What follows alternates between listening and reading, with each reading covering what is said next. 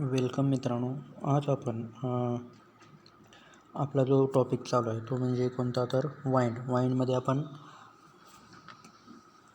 काय पाहिलं की वाईंडची डेफिनेशन आयसोटेच वगैरे ह्या सर्व गोष्टी पाठीमागच्या लेक्चरला पाहिल्या. त्याचबरोबर आपण क्लासिफिकेशन ऑफ वाईंड पाहिलं. तर त्या क्लासिफिकेशन ऑफ वाईंडमध्ये पहिला प्रकार होता व्हर्टिकल आणि दुसरा होता होरिझॉन्टल. आणि त्या होरिझॉन्टलमध्ये आपण पाहिलं की सरफेस वाईंड म्हणजे अर्थ जनरल सर्क्युलेशन, दुसरं म्हणजे लोकल वाईंड, आणि आज पाहणार आहेत आपण ते म्हणजे काय तर होरिझॉन्टल वाईंडमधला तिसरा प्रकार तो म्हणजे पिरियॉडिक वाईंड. तर याच्यामध्ये आपण काय पाहणार आहे की याच्यामध्ये पिरियॉडिक वाईंड म्हणजे काय आणि त्याचे दोन प्रकार कोणकोणते आहेत. एक म्हणजे साऊथ वेस्ट आणि दुसरा नॉर्थ ईस्ट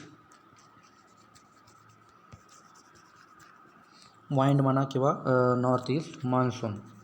तर हे आपण दोन प्रकारे याच्यामध्ये पाहणार आहेत. तर हे आपण स्टडी करत असताना किंवा सुरुवातीला आपण काय करू, साऊथ वेस्ट मान्सून म्हणजे काय ते बघूया, नंतर नॉर्थ ईस्ट मान्सून म्हणजे काय बघूया, आणि याच्यावरती राज्यसेवा मुख्य परीक्षा किंवा STIमध्ये जे क्वेश्चन विचारले त्याच्यावरती डिस्कस करूया. पण सुरुवातीला आपण काय पाहणार आहे, what is mean bye south west monsoon and north east monsoon. तर मराठीत जर आपण याचा विचार केला साऊथ ईस्ट मान्सून, तर याला काय म्हटलं जातं, नैऋत्य मोसमी वारे असा याचा मराठीत अर्थ झाला. आणि दुसरा जे आहे north east monsoon,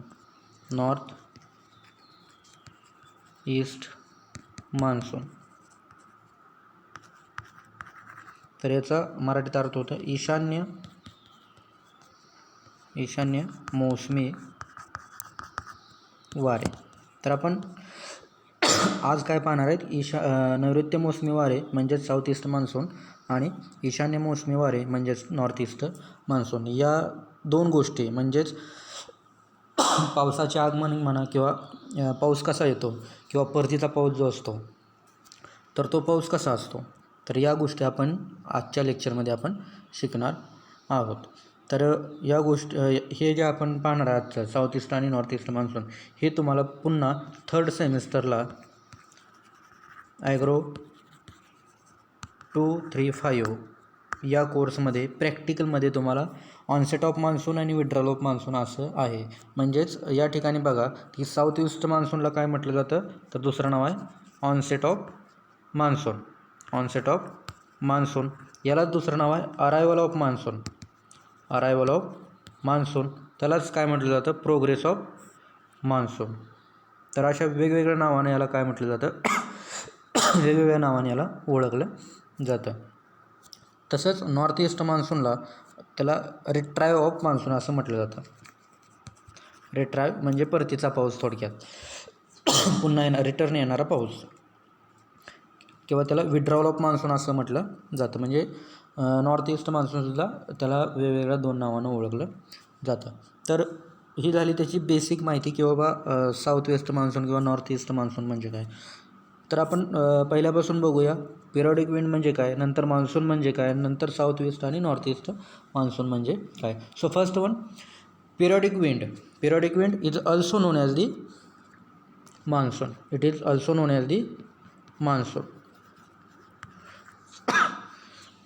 Periodic wind also known as the monsoon.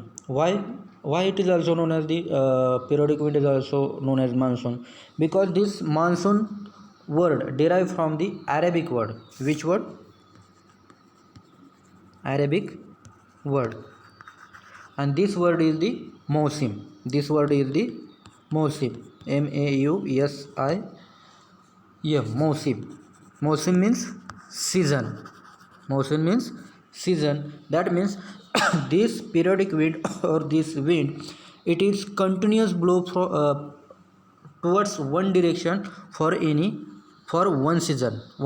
Here season, that means it is Kharif, Rabi or summer, like that.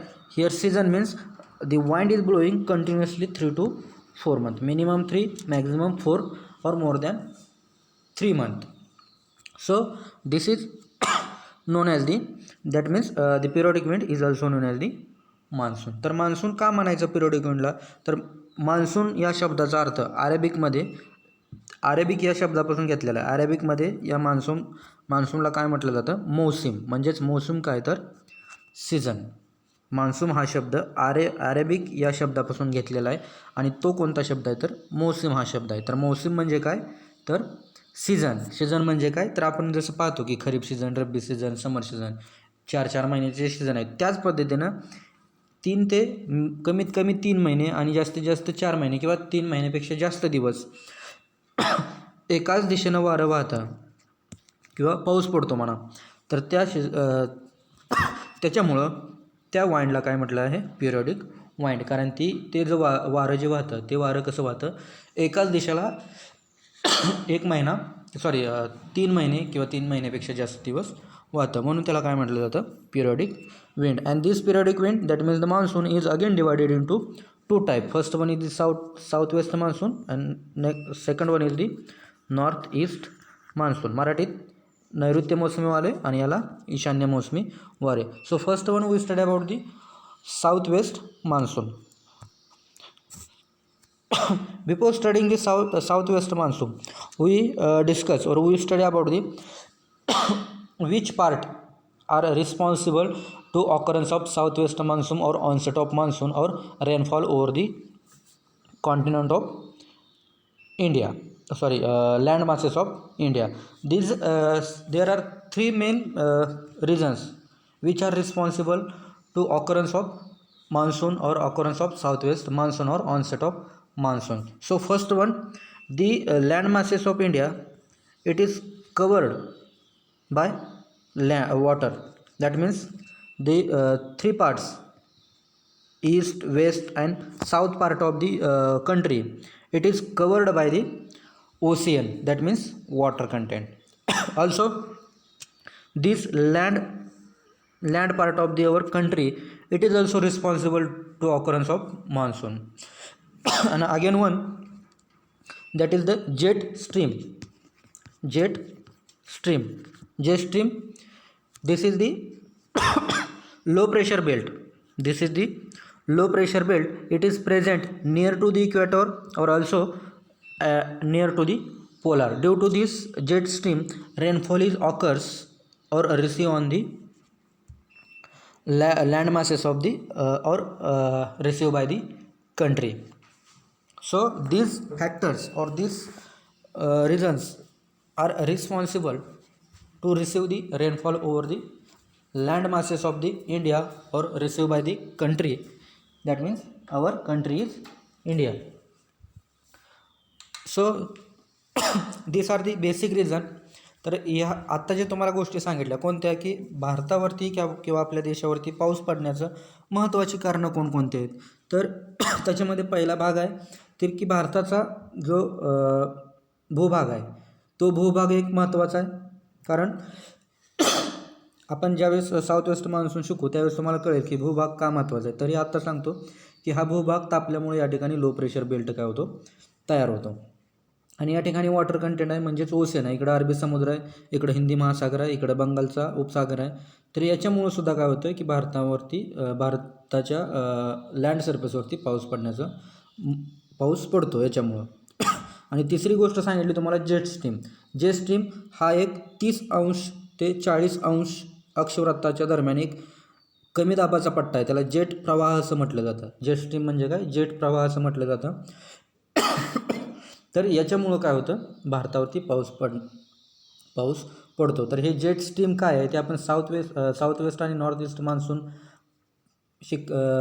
आपलं झाल्यानंतर आपण डिटेलमध्ये बघूया. कारण हे जेट स्ट्रीम तुम्हाला UPSCला महत्त्वाचं आहे. त्याचबरोबर MPSCसाठी महत्त्वाचं आहे. आत्ता जे तुम्हाला महत्त्वाची 3 कारणं सांगितली कोणती? Land masses of India, water आणि जेट स्ट्रीम. तर या कन्सेप्टवरती किंवा या पॉईंटवरती आधारित राज्यसेवा पूर्व परीक्षा 2020 म्हणजेच मार्च 2021ला जी राज्यसेवा पूर्व परीक्षा झाली त्याच्यामध्ये असा क्वेश्चन विचारला होता की भारतामध्ये मोसमी वारे वाहण्यासाठी कोणती स्थिती कारणीभूत आहे. म्हणजेच मोसमी वारं म्हणजेच काय? मी आत्ता सांगितलं की पाऊस. तर पाऊस कशामुळे पडतो तर साऊथ ईस्ट मान्सून म्हणजेच पिरियॉडिक विंडमुळं पडतो. तर हे वारं आहे.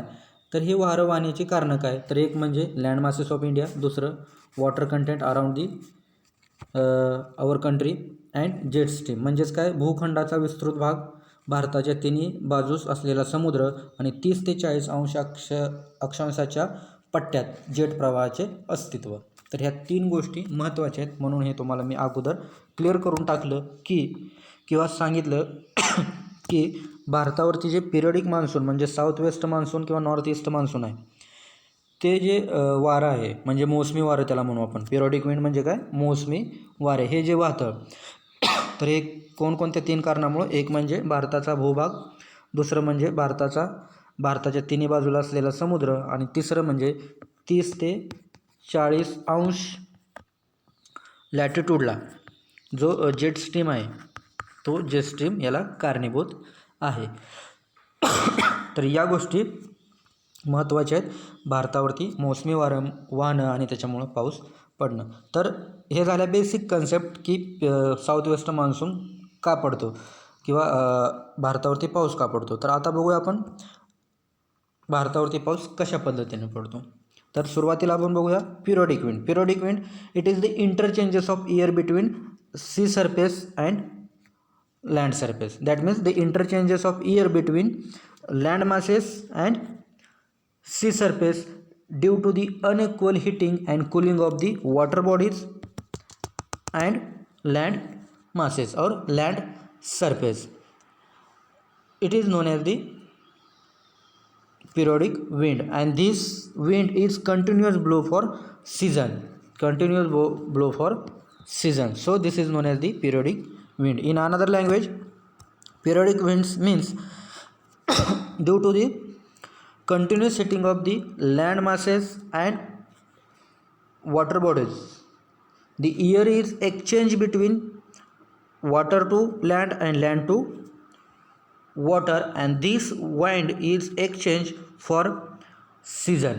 This wind is exchanged between land to water and water to land for a season. So this is known as the periodic wind or also known as the monsoon. So this is about the periodic monsoon. Periodic monsoon म्हणजेच काय की land masses असेल किंवा water bodies असेल, याच्यावरती जी solar radiation reaches होतात. तर याच्यामध्ये काय होतं, आपण पाठीमागच्या लेक्चरला पाहिलं की land masses 1 gram land masses heat होण्यासाठी त्याला 1 कॅलरी एनर्जी लागते आणि वॉटरला 0.2 कॅलरी एनर्जी लागते. कशासाठी, लँड मासेससाठी. आणि वॉटरसाठी किती लागते तर 1 कॅलरी एनर्जी लागते पर ग्रॅम. एका ग्रॅमला किती, 1 कॅलरी, आणि सॉईलच्या बाबतीत 0.2 कॅलरी एनर्जी लागते. म्हणजे या ठिकाणी काय होतं की लँड मासेस लवकर गरम होतात आणि कशापेक्षा, पाण्यापेक्षा. म्हणून याच्यामध्ये लो प्रेशर बेल्ट आणि हाय प्रेशर बेल्ट तयार झाल्यामुळं व एअरचं काय होतं, वाइंडचं काय होतं, इंटरचेंजेस होतं आणि त्याच्यामुळे पाऊस पडतो. तर याला काय म्हटलं जातं, पिरियडिक विंड असं म्हटलं जातं. So first type in periodic monsoon, it is the south west monsoon. In case of south west monsoon in summer season, that means from February to May ending. In northern part or in case of India, in case of summer, February to May, the maximum solar radiation reaches on the land masses of the country, and this country it is heated than the water bodies or than the oceans.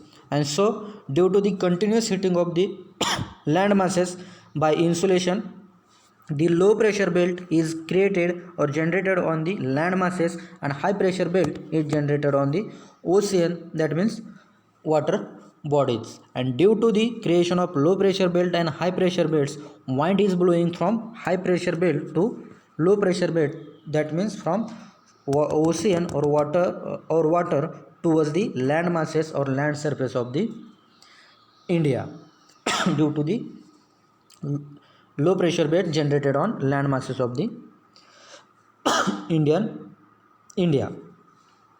And when this air is blow from water bodies or ocean towards the land masses, due to the Coriolis force, this horizontal wind it is diverted at right side or in the northern hemisphere. That means our India is situated in northern hemisphere. That means it is diverted or depleted into right side of the country, and it is continuously blow, for a season. And when this wind is blow horizontally as well as right side in northern hemisphere, when this reaches as condensation level, when this wind blows is reaches as condensation level, clouds are formed, and due to formation of clouds, after these clouds become saturated, the rainfall is occurs. So this is about the southwest monsoon. And this wind, first upon this southwest monsoon is started in India before the June. It is started in 20 to 25 May in Andaman Nicobar coast, and this monsoon is firstly enter in India at 1st June in Kerala. That means the monsoon enters in India at 1st June in Kerala. So this Kerala, it is known as the gateway of monsoon. This sentence, it is most important for your competitive exam as well as the exam purpose for this course Agro 112. It may be mid, it may be semester in theory or practical. And this wind after 1 June, so at 1st June it is this southwest monsoon is reaches at 1st June in Kerala, Tiruvananthapuram. It again transfer, that means this wind is blow at 1st June in Guwahati.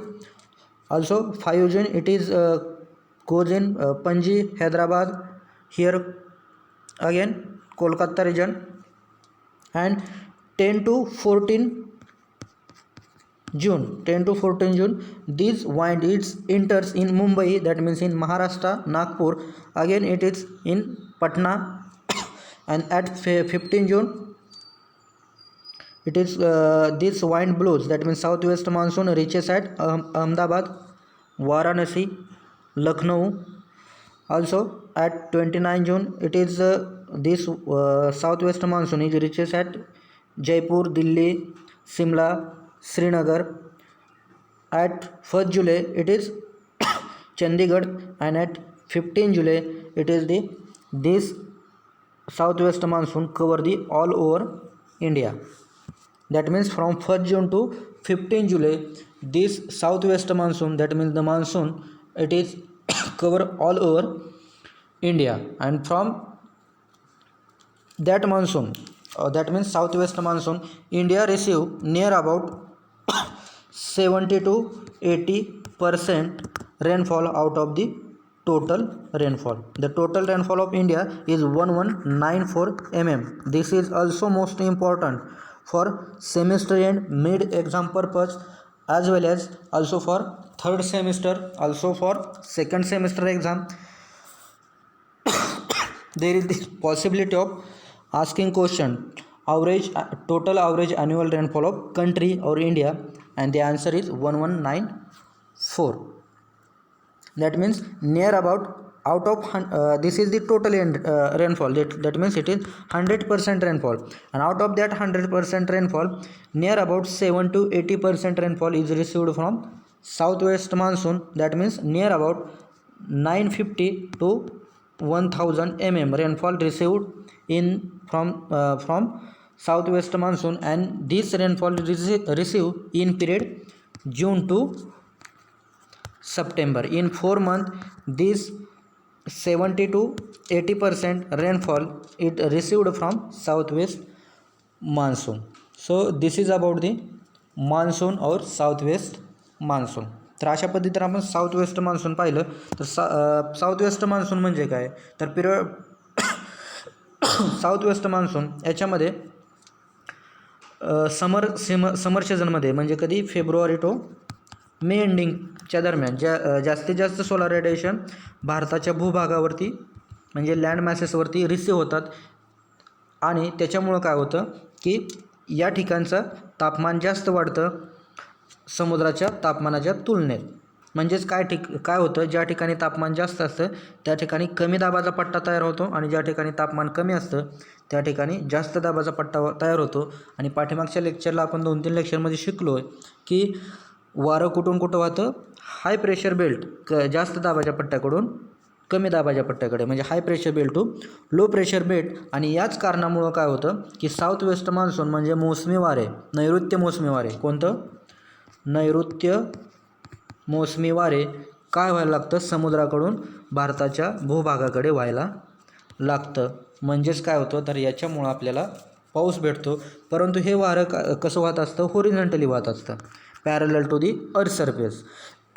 परंतु आपण पाठीमागे शिकलो की कोरिलियस force म्हणजे काय, की पृथ्वी स्वतःभोवती फिरत असताना कोरिलियस फोर्स तयार होतं, जे एक फोर्स तयार होतं त्याला आपण कोरिलियस फोर्स म्हणतो.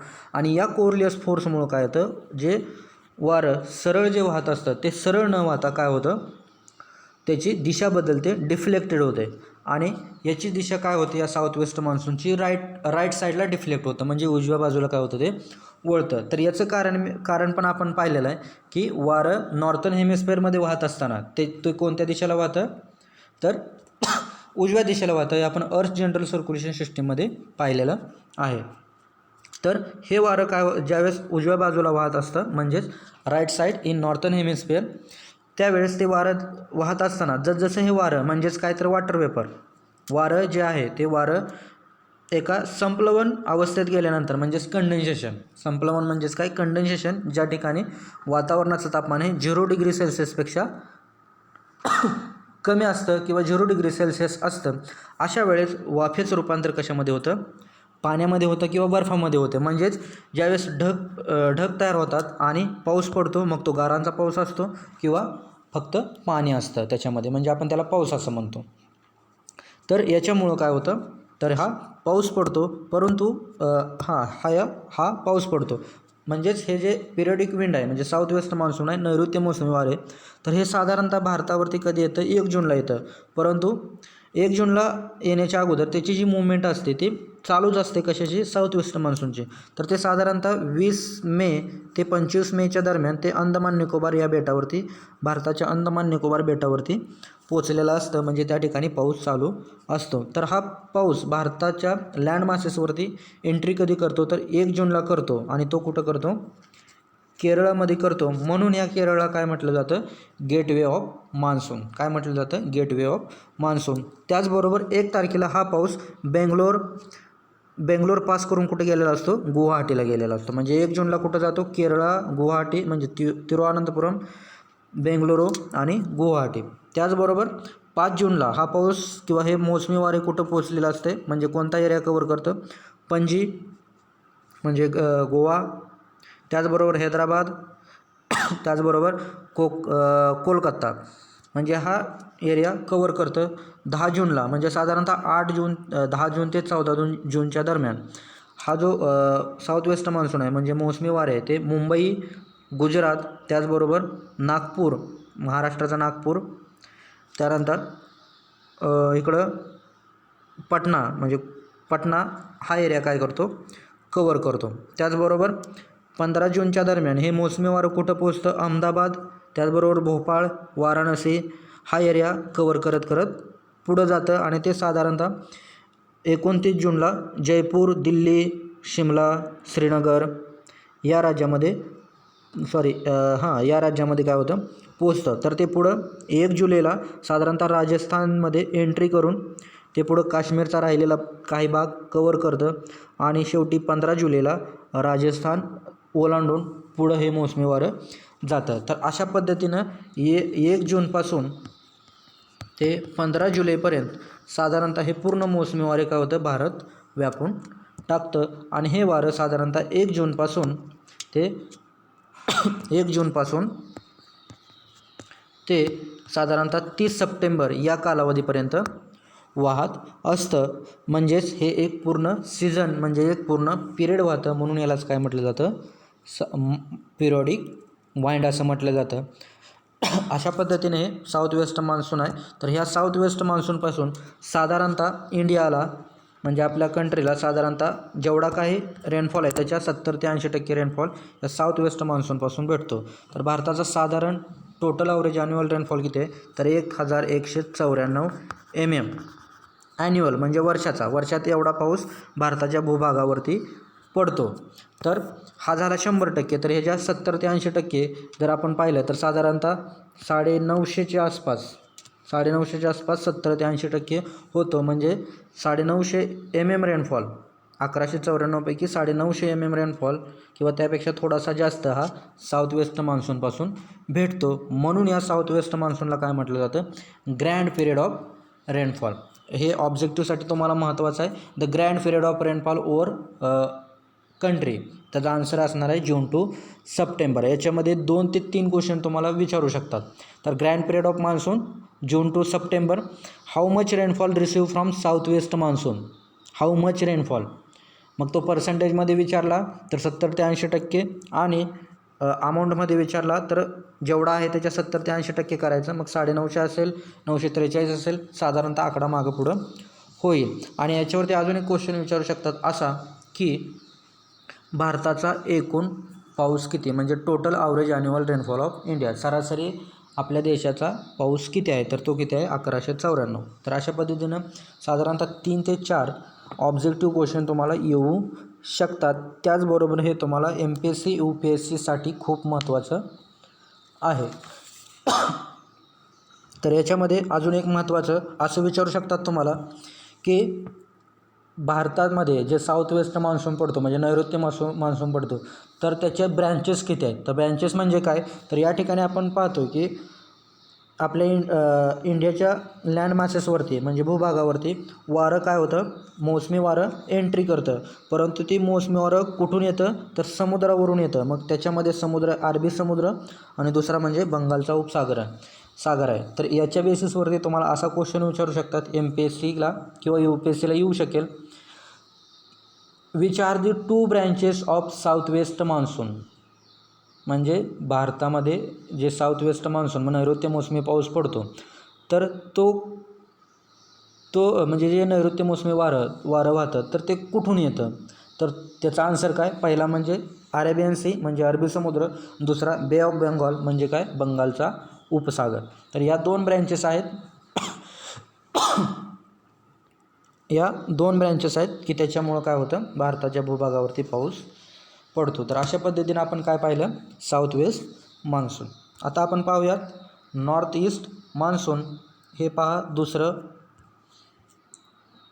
हे पहिल्या याच्यामध्ये जर तुम्ही पाहिलं तर दुसऱ्या याच्यामध्ये पण पहा की 1 जूनला कुठं जातो साधारणतः वगैरे. त्यालाच अरायवल ऑफ मान्सून म्हणजेच काय onset of monsoon south west monsoon असं म्हटलं जातं. त्यानंतर दुसरं आहे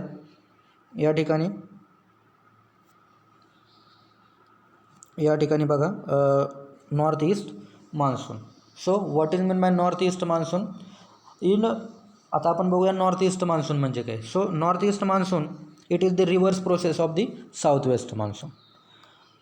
in south west monsoon due to continuous heating of land masses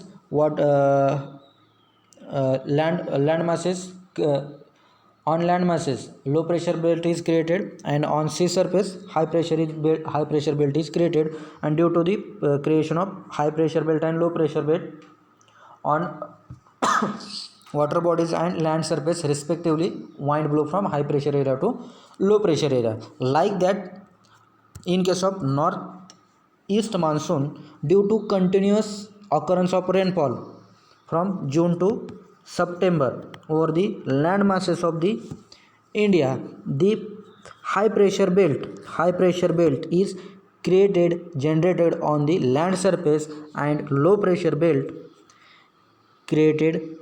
generated on the water bodies, that means sea surface, and the wind is blow from high pressure belt to low pressure belt. म्हणजेच north east monsoon म्हणजे ईशान्य मोसमी वाऱ्यामध्ये काय होतं की जून ते September महिन्यात continuous 4 महिने पाऊस पडल्यामुळं भारताचा जो भूभाग आहे तो भूभाग काय होतो तर तो थंड व्हायला लागतो.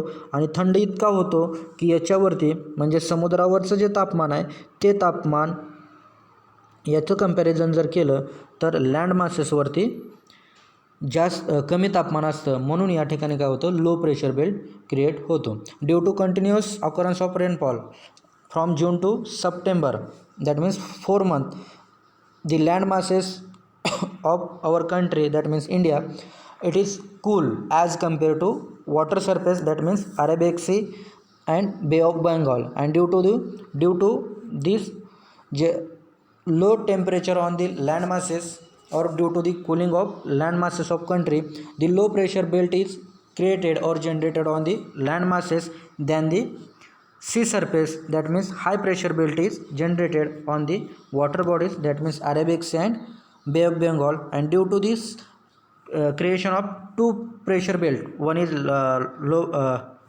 low pressure belt at low pressure belt at water bodies, and high pressure belt at land surface. Water moves wind is blow from high pressure area to low pressure area, and due to this movement of wind, or due to this movement of wind from land surface to water bodies, at condensation level clouds are occurs and rainfall is also received in land surface as well as sea surface. And this wind blowing from October to 15 December. But this retrieve or withdrawal of monsoon is started at 1st September in Rajasthan region, also in Kashmir region. It started in 1st September in Rajasthan as well as some part of Rajasthan and Srinagar. Also this wind is blow from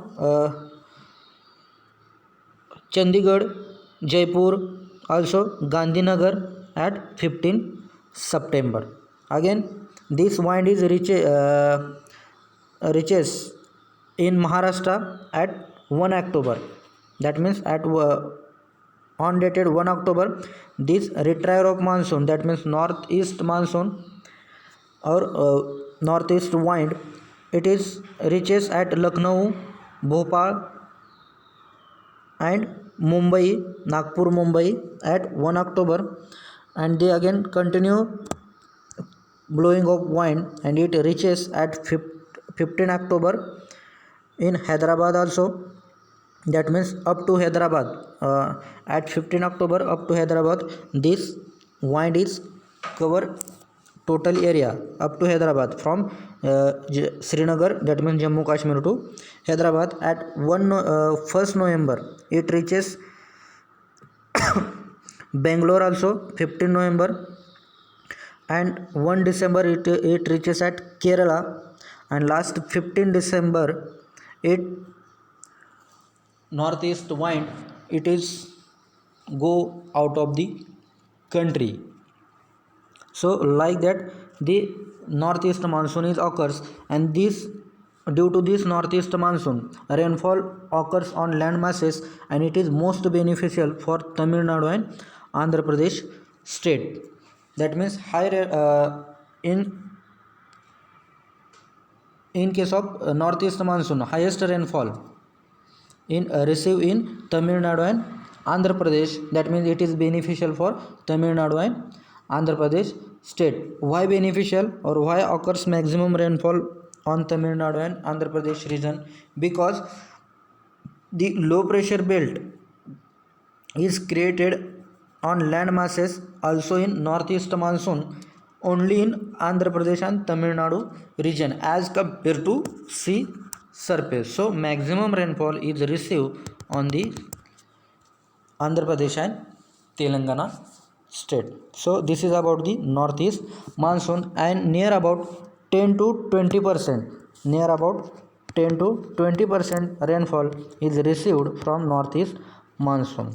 तर आपण पाठीमागं पाहिलं की 80% south east आणि राहिलेला 10 ते 20% कोणाकडून, north east मान्सूनकडून मिळतो. तर अशा पद्धतीनं नॉर्थ ईस्ट मान्सून आहे. तर नॉर्थ ईस्ट मान्सून म्हणजे काय की याला ईशान्य मोसमी वारं असं म्हणतो. मराठीत काय म्हणतो त्याला? ईशान्य मोसमी वारे. त्यालाच काय म्हणतो? परतीचा पाऊस. इंग्लिशमध्ये पाहिलं तर विड्रॉल ऑफ मान्सून किंवा withdrawal of south west monsoon किंवा नॉर्थ ईस्ट मान्सून किंवा रिट्राय ऑफ मान्सून या नावाने ओळखलं जातं. तर याच्यामध्ये नॉर्थ ईस्ट मान्सूनमध्ये काय होतं की साऊथ ईस्ट मान्सूनमध्ये ज्यावेळेस पाऊस पडतो, म्हणजे पावसाळ्यात ज्यावेळेस पाऊस पडतो त्यावेळेस त्या पावसामुळं काय होतं, इंडियाची लँड मासेस आहे म्हणजे भूभाग आहे तो काय होतो?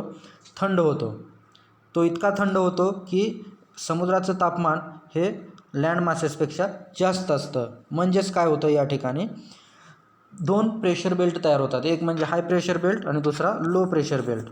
आता आपण तर पाठीमागच्या लेक्चरमध्ये शिकलो की ज्या ठिकाणी तापमान जास्त असतं त्या ठिकाणी लो प्रेशर बेल्ट असतो आणि ज्या ठिकाणी तापमान कमी असतं त्या ठिकाणी हाय प्रेशर बेल्ट असतो. आणि आपल्याला माहीत आहे वारं कुठून कुठं वाहतं? High pressure belt to low pressure belt. म्हणजेच या ठिकाणी काय होतं, साधारणतः 1 सप्टेंबरपासून हा साऊथ वेस्ट मान्सून चालू होतो.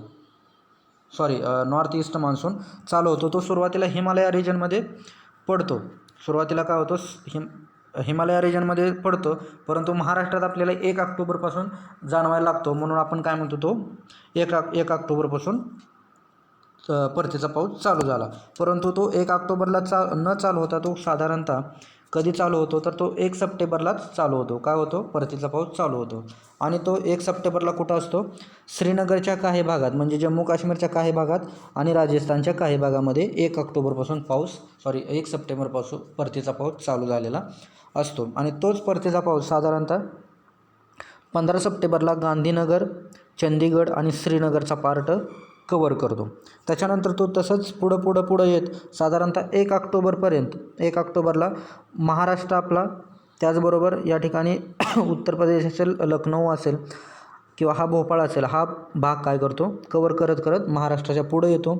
आणि साधारणतः 15 ऑक्टोबरला तो भारताचा उत्तर भाग पूर्णच कवर करतो आणि खाली साऊथच्या भागाकडे जातो. आणि तो साधारणतः 1 ऑक्टोबरला भुवनेश्वर, हैदराबाद आणि तमिळनाडू या भागामध्ये म्हणजेच पुन्हा तो 15 ऑक्टोबरला पोचतो. 1 नोव्हेंबरला साधारणतः त्याच भागामध्ये म्हणजे हैदराबादच्या भागामध्ये तो पाऊस तिथंच असतो.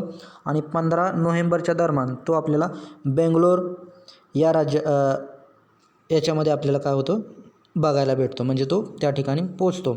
आणि तो साधारणतः तसंच पुढं जात 1 ऑक्टोबरला चेन्नई, पांडुचेरी हे कवर करून 15 डिसेंबरच्या पुढं तो काय होतो? आपला भारताचा भाग सोडून पुढं जायला लागतो. तर या ठिकाणी बघा आपण काय पाहतोय की 15 ऑक्टोबरपासून 15 डिसेंबरपर्यंत म्हणजे साधारणतः 15 ऑक्टोबर, 15 नोव्हेंबर, 15 ऑक्टोबर ते 15 नोव्हेंबर आणि 15 डिसेंबर 2 महिने पाऊस हा आपल्याला साऊथमध्ये तमिळनाडू आणि आंध्र प्रदेश या राज्यामध्ये आपल्याला 2 महिने परतीचा पाऊस बघायला भेटतो. तर हे म्हणजे जास्त पाऊस, परतीचा पाऊस कुठल्या राज्यात पडतो? एक म्हणजे आंध्र प्रदेश आणि दुसरा तमिळनाडू. तर असं का होतं? भारताच्या दुसऱ्या भागामध्ये न पडता इथंच का पडतो?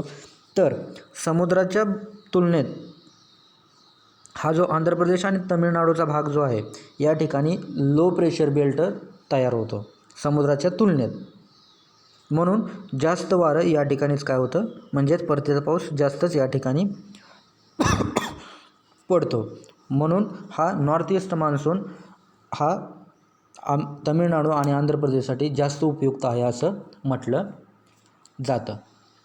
आणि जवळपास या नॉर्थ ईस्ट मान्सूनपासून म्हणजे ईशान्य मोसमी वाऱ्यापासून उरलेला 10 ते 20% पाऊस आपल्याला साधारणतः कोणत्या महिन्यात? ऑक्टोबर ते 15 डिसेंबर या महिन्यात आपल्याला मिळतो. म्हणजे टोटल किती मिळतो?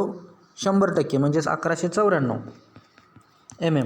तर त्यातला साधारणतः 950च्या आसपास हा आपल्याला जून टू सप्टेंबर म्हणजे साऊथ वेस्ट मान्सूनकडून आणि राहिलेला 10 ते 20% म्हणजे साधारणतः 1119 ते 200च्या दरम्यान जो पाऊस आहे तो नॉर्थ ईस्ट मान्सूनकडून भेटतो. तर अशा पद्धतीने आपण काय पाहिलं? साऊथ वेस्ट मान्सून आणि नॉर्थ ईस्ट मान्सून. तर अशा पद्धतीनं आपलं हे पिरियॉडिक विंड संपलं. पण याच्यानंतर आता हे पहा, या ठिकाणी तुम्हाला डेट्स बऱ्यापैकी बघायला भेटतील. त्या पिक्चरपेक्षा. 1 सप्टेंबरला हा एरिया कवर करतो, 15 सप्टेंबर, 1 ऑक्टोबर, 15 ऑक्टोबरच्या दरम्यान, 1 नोव्हेंबर, 15 नोव्हेंबर, 1 डिसेंबर आणि 15 डिसेंबरला जे मान्सून आहे तो मान्सून काय होतो, भारताचा लँड भाग म्हणजे भूभाग सोडून गेलेला असतो, तो समुद्रावरती जातो. तर अशा पद्धतीनं हा परतीचा पाऊस आहे. तर याच्यानंतर मी अगोदर सांगितलं होतं तुम्हाला की आपण जेट स्ट्रीम म्हणजे काय ते पाहणार आहे. तर जेट स्ट्रीम हे आपण का पाहतो हे तुमच्या सिलेबसला नाही, परंतु ॲडिशनल का पाहतो आहे, कारण हे तुम्हाला MPSC आणि UPSCसाठी महत्त्वाचं आहे. तर जेट स्ट्रीम म्हणजे काय, जर तुम्ही NCERTची बुक जर वाचत असाल तर त्या NCERTच्या बुकमध्ये तुम्हाला हे पाहायला भेटेल जेट स्ट्रीम म्हणजे काय. तर आपण बघूया जेट स्ट्रीम म्हणजे काय. तर जेट स्ट्रीम म्हणजे काय, तर upper air circulation in India is dominated by westerly flow known as jet stream. Westerly flows म्हणजे काय, त्याला आपण ट्रेड विंड असं म्हणतो. त्याला काय म्हणतो आपण, ट्रेड विंड असं म्हणतो. तर हे भारताच्या भूभागावरती आपल्याला पाहायला भेटतं. अप्पर एअर सर्क्युलेशन म्हणजे ट्रोपोस्फिअरमध्ये, म्हणजेच कुठं, ट्रोपोस्फिअर. आता या ठिकाणी तुम्ही बघू शकता ट्रोपोस्फिअरमध्ये खाली दिलेलं आहे narrow belt of high altitude above the 1200 metre, म्हणजे 1200 मीटरच्या वरती वेस्टर्ली विंड म्हणजे ट्रेड विंड ट्रोपोस्फिअरमध्ये आपल्याला बघायला भेटतात. आणि तो कसा असतो, लो प्रेशर बेल्ट असतो. तो कसा असतो, लो प्रेशर बेल्ट असतो. आणि त्याचा वाऱ्याचा वेग कसा असतो त्या ठिकाणी 110 km/h हा समरमध्ये असतो आणि तो विंटरमध्ये 184 km एवढा होतो. ताशी वाऱ्याचा वेग एवढा असा होतो. तर हा जेट स्ट्रीम काय करतं, म्हणजेच कमी दाबाचा पट्टा, त्याला ITCZ म्हटलं तरी चालेल. कमी दाबाचा पट्टा आहे तो काय होतो, ज्या ठिकाणी लो प्रेशर बेल्ट तयार होईल त्या ठिकाणी तो शिफ्ट होतो. म्हणजे सपोज हा आपला अर्थ सरफेस किंवा अर्थ आहे, या ठिकाणी इक्वेटोरच्या जवळ आणि पोलच्या जवळ हे काय असतात, जेट स्ट्रीम असतात. हे काय जेट स्ट्रीम आहे. तर हे जेट स्ट्रीम समजा समर सीझनमध्ये लँड मासेसवरती, इंडियाचे लँड मासेस किंवा हिमालय रिजनकडे जर लो प्रेशर बेल्ट झाला तर हा बेल्ट काय होतो, हिमालयाकडे शिफ्ट होतो. आणि तो साधारणतः कधी होतो, जून जुलैच्या दरम्यान होतो. आणि त्याच्यामुळंच मग आपल्या भारतावरती काय होतं, पाऊस पडतो. हा लो प्रेशर बेल्ट पुढं शिफ्ट झाला म्हणजेच वारं पुढं जाणार. आणि नंतर नॉर्थ ईस्ट मान्सूनच्या दरम्यान म्हणजे साधारणतः ऑक्टोबर नोव्हेंबरच्या दरम्यान, तर हे जेट स्ट्रीम म्हणजे हा कमी दाबाचा पट्टा जो हिमालय पर्वताकडे शिफ्ट झालेला आहे तो पुन्हा काय होतो, समुद्राकडं कमी दाबाचा पट्टा तयार झाल्यामुळं पुन्हा हा खाली येतो, म्हणजे जवळपास इक्वेटोरच्या जवळ येतो. तर याला काय म्हटलं जातं, जेट स्ट्रीम म्हटलं जातं. म्हणजेच या ठिकाणी काय की जेट स्ट्रीम खाली आल्यामुळं पुन्हा वारं कुठून वाहतं, high pressure area to low pressure area. म्हणजे ज्या ठिकाणी कमी दाबाचा पट्टा तयार होईल त्या ठिकाणी हा जेट स्ट्रीम काय होतो, मूव्ह होतो. आता याच्यानंतर ही इमेज बघा. ही इमेज बघितल्यानंतर तुम्हाला जेट स्ट्रीम म्हणजे काय कळेल आणि ते कसं मूव्ह होतं तेही लवकर कळेल. तर हा जो पट्टा आहे तो हा कोणता आहे, जेट स्ट्रीम. याला काय म्हटलं जातं, जेट प्रवाह असं म्हटलं जातं. तर हा जेट प्रवाह काय असतो, लो प्रेशर बेल्ट असतो. म्हणजे त्याला आपण ITCZ म्हटलं तरी चालेल. परंतु ITCZ हा कुठं असतो, इक्वेटोरच्या जवळ असतो इथं. परंतु या ठिकाणी बघा हा लो प्रेशर बेल्ट कमी दाबाचा पट्टा तयार झाला आहे समरमध्ये काय झालेलं आहे की भारताच्या भूभागावरती म्हणजे या ठिकाणी हिमालय आहे, त्या हिमालय रिजनकडे कमी दाबाचा पट्टा तयार झाल्यामुळं या ठिकाणचा जो ITCZ झोन आहे म्हणजे कमी दाबाचा पट्टा आहे, म्हणजे त्याला जेट स्ट्रीम असं म्हणू. या ठिकाणी बघा हा जेट स्ट्रीम, तर हा काय झालं या ठिकाणी शिफ्ट झालेला आहे. आणि जोपर्यंत या ठिकाणी हाय प्रेशर बेल्ट तयार होत नाही तोपर्यंत हा जेट स्ट्रीम काय असतो, त्या ठिकाणीच प्रेझेंट असतो. हे झालं समरमध्ये, म्हणजेच ज्यावेळेस ऑनसेट ऑफ मान्सून म्हणजेच साऊथ वेस्ट मान्सून असतो त्यावेळेस. आता याच्यानंतर विंटर सीझनमध्ये बघा या ठिकाणी काय दाखवतो तुम्हाला, विंटर सीझन आणि ITCZ या ठिकाणी इक्वेटोरियल स्ट्रीमला आलेला आहे. इक्वेटोरियल स्ट्रीमला म्हणजे स्ट्रीम म्हणजेच काय, इक्वेटर बेल्टच्या जवळ. आता या ठिकाणी बघा इक्वेटोर आहे, हे इक्वेटोरच्या खाली आलं आहे, म्हणजेच इक्वेटोरच्या खाली काय झालेलं आहे, कमी दाबाचा पट्टा तयार झालेला आहे. आणि जास्त दाबाचा पट्टा कुठं आहे, लँड सरफेसवरती आहे. म्हणजेच विंटर सीझनमध्ये काय होतो, जेट स्ट्रीम हिमालयाकडून इक्वेटोरकडे काय होतो, शिफ्ट होतो. आणि तो कुठं शिफ्ट होतो, तो कायम या ठिकाणी शिफ्ट होतो, अशा ठिकाणी शिफ्ट होतो की ज्या ठिकाणी कमी दाबाचा पट्टा तयार झालेला असतो. पुन्हा मग समरमध्ये काय होतो, हा पुन्हा परत तिकडे जातो हिमालयाकडे आणि विंटरला पुन्हा तो इक्वेटोरकडे येतो. अशा पद्धतीने जेट स्ट्रीमची काय होते, मूवमेंट होते. तर अशा पद्धतीनं आपण काय पाहिलं की जेट स्ट्रीम म्हणजे काय हे तुम्हाला MPSC आणि UPSCला महत्त्वाचं आहे. तर मागाशी तुम्हाला सांगितलं होतं की भारताच्या भूभागावरती पाऊस कशामुळे पडतो, तर जेट स्ट्रीममुळे हा एक त्याच्यामध्ये एक ऑप्शन सांगितला होता. म्हणजे भूभागाचा विस्तृत भाग, त्याबरोबर वॉटर कंटेंट म्हणजेच अरेबिक सी, बे of Bengal, Indian ocean, Hindi महासागर, आणि तिसरा जे तुम्हाला सांगितलं होतं ते म्हणजे जेट स्ट्रीम. म्हणजे तर काय हे, तर हा जेट स्ट्रीम काय होतो, ज्या ठिकाणी कमी दाबाचा पट्टा तयार होईल त्या ठिकाणी शिफ्ट होतो, म्हणजेच वारं त्या जेट स्ट्रीमकडे व्हायला लागतं आणि त्याच्यानंतर तो काय होतो, म्हणजे वाऱ्याचं ढगात रूपांतर होऊन पाऊस पडतो. तर अशा पद्धतीने जेट स्ट्रीम आहे. तर जेट स्ट्रीमवरती हे 2020 म्हणजे मार्च 2021ला जी परीक्षा झाली त्याच्यामध्ये क्वेश्चन विचारला होता. त्याचबरोबर जेट स्ट्रीमवरती साधारणतः पाठीमागच्या एक्झाममध्ये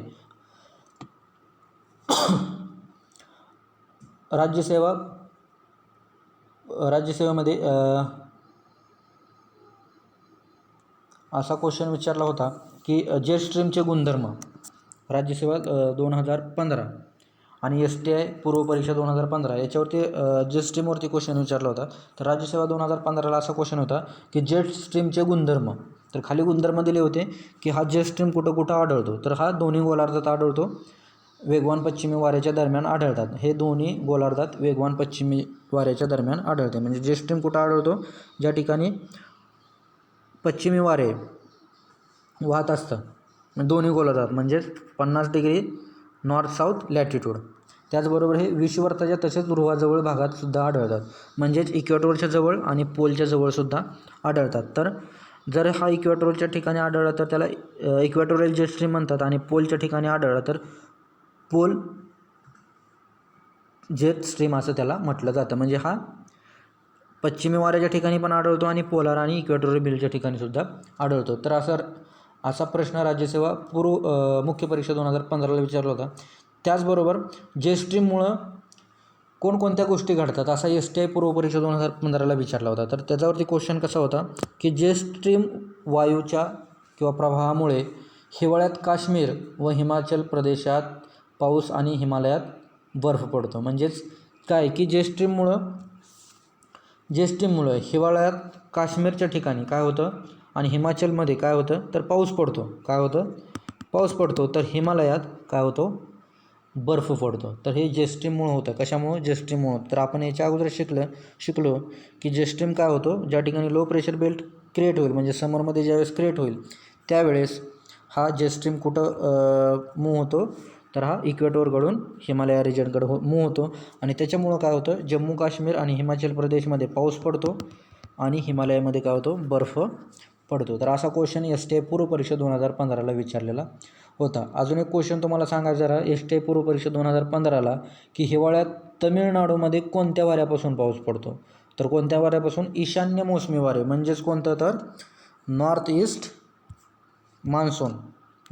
मान्सून म्हणजे ईशान्य मोसमी वाऱ्यामुळं तमिळनाडूमध्ये पाऊस पडतो. तर असा क्वेश्चन STI पूर्व परीक्षा 2015ला विचारलेला होता. तर याच्याच बेसिसवरती अजून काही क्वेश्चन होते, म्हणजेच नॉर्थ ईस्ट मान्सून आणि साऊथ ईस्ट मान्सूनच्या बेसिसवरती राज्यसेवा मुख्य परीक्षा 2016ला प्रश्न विचारलेला होता. तो प्रश्न असा होता की महाराष्ट्रामध्ये गडगडाटे वारे किंवा वादळे ही मान्सूनपूर्व काळात आणि नैऋत्य मोसमच्या सुरुवातीच्या काळात टिंबटिंब या महिन्यात जास्त येतात. म्हणजेच आता आपण सध्याच्या सिच्युएशनला तुम्ही पाहिलं की तौक्ते सायक्लॉन येऊन गेलं, ते कोणत्या महिन्यात आलं, मेमध्येच आलं.